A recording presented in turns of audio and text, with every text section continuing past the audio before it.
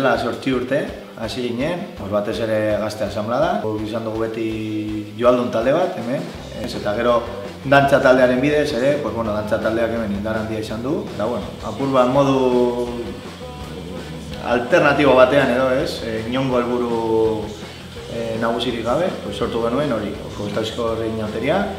Orduan bai, hasieran saiatu ginen zerbait historikoa lortzen, bagenituen 2 pertsonai, Rosalin eta Gizontxo, baina gero ere konturatu ginen historioa tradizionalegia zela, betiko neska gizaja eta gizona, eta gero ere esan genuen ez zuela zentzurik hildo hortatik jarraitza, gainditu behar genituela ere muga horiek, eta nahi genuen zerbait gurea, herrikoia, baina ez nion nolako seriotasunik eman nahi, nahi genuen jendeak ondo pasatzea.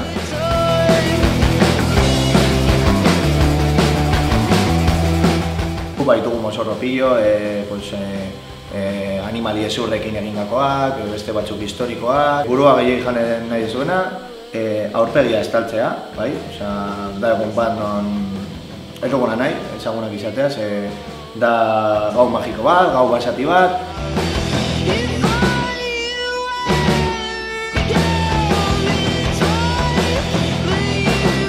Azkenean nahi dugu azke gune bat sortzea, egun horretan, non bakoitza izango den nahi duena, eta egingo duen nahi duena beti ere errespetuz. Apur bat, sentituko gara aintzinan egongo bagina bezala momentu batzuetan.